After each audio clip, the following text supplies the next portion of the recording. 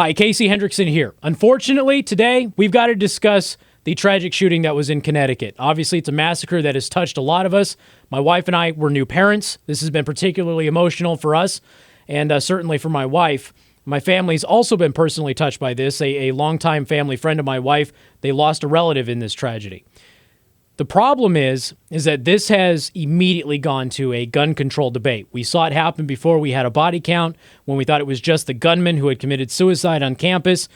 And it has obviously escalated with the president's comments, what some members of Congress are saying. Even the NRA has gone completely dark. They've shut down their Facebook page, they've shut down their Twitter, and they're not responding at all, which, frankly, I think is the wrong thing to do.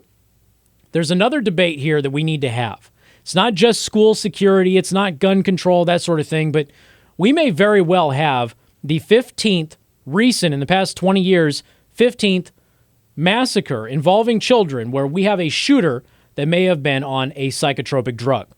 These psychotropic drugs actually have a violence warning on the label that there could be violent outbursts, could be more prone to suicidal thoughts, that sort of thing. It's well documented, it's factual, it's been studied repeatedly. Many doctors have been crying about this for many years, and unfortunately their efforts to bring attention and awareness to it have fallen on deaf ears. If it turns out to be the case, and we don't know at the time of this filming here whether or not he was on any medication, but we do know that he has some form of a mental disorder. We do know that his mother was telling friends a couple of days before this tragedy that she felt she was losing him to this disorder.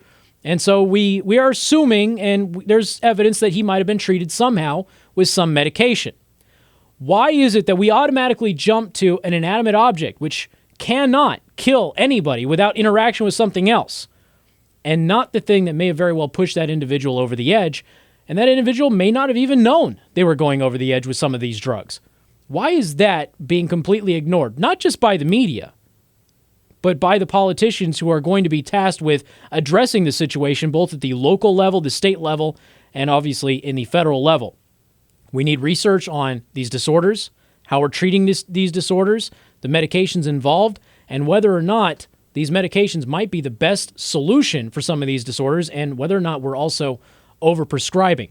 Maybe, just maybe, we can avoid another Gabby Giffords, another Newtown, Connecticut, another Columbine, another Virginia Tech, another Aurora, Colorado movie theater massacre, all involved shooters who were on these types of drugs. I'm Casey Hendrickson. Please leave your comments below.